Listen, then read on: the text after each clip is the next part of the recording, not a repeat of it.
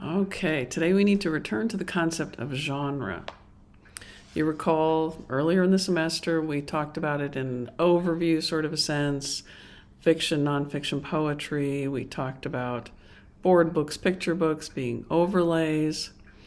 For the first two sections of the class, genre was a lesser consideration, really. They're all children's literature. They're all picture books or board books. And whether or not they're fantasy, nonfiction, informational, it wasn't quite as deeply important.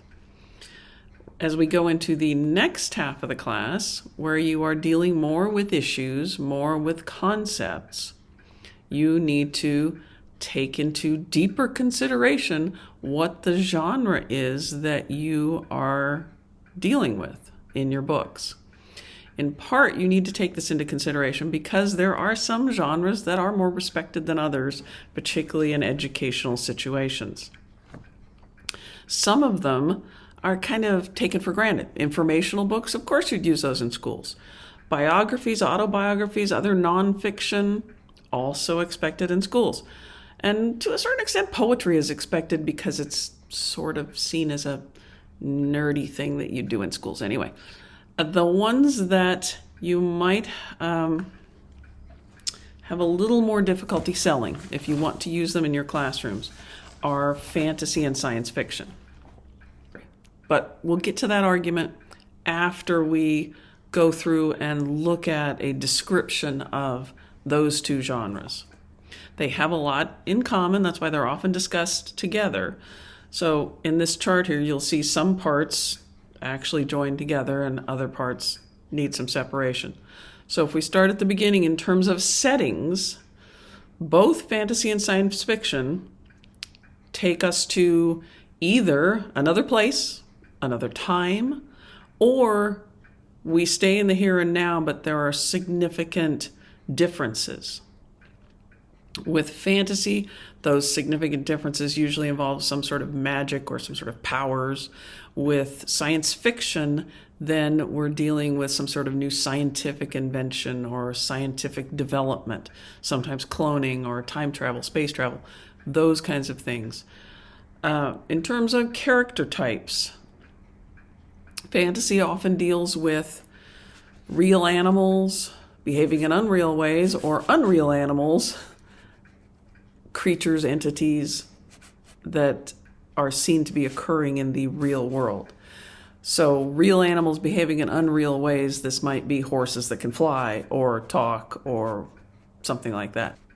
In terms of unreal animals, creatures, or entities, if you have a Pegasus or a unicorn or a ghost showing up, you're in that part of fantasy. Science fiction, generally speaking, has either recognizable human beings who are in these unusual situations somehow, or you have human being analogs, people who stand in for human beings, but basically act like people. So residents of other planets or androids, robots, those kinds of things. When we're looking at plots, really fantasy and science fiction follow the same sort of a bent because both as we saw in settings, they promise that we're going to be somewhere else or some other time, but in reality, they are based in common types of stories. So the coming of age story, the going to school story, those are common stories, but now we're telling them in a fantasy or science fiction way. Or they follow real world structures of family, social relationships, emotional development, those kinds of things, but they're happening in a different, unusual sort of setting. When we look at resolutions, this means how these stories come to an end.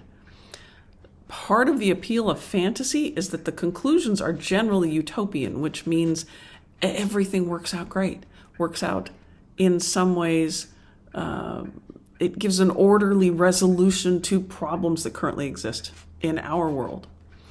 Science fiction is sometimes utopian in that same way, sometimes dystopian, so the endings are a little more, oh, is this good? Is this not good? I guess it's good.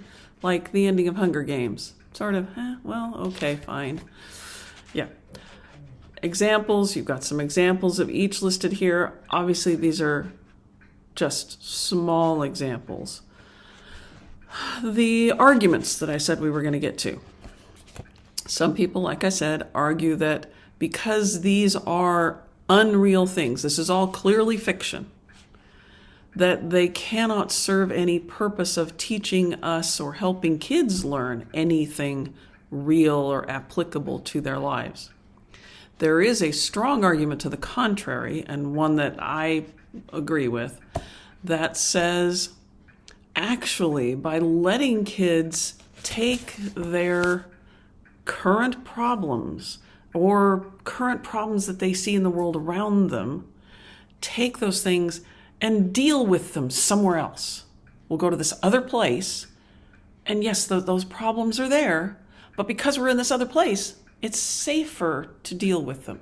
We can go there and see how they approach these things, how they handle these situations, and then we can bring new strength, new resilience back to our current lives.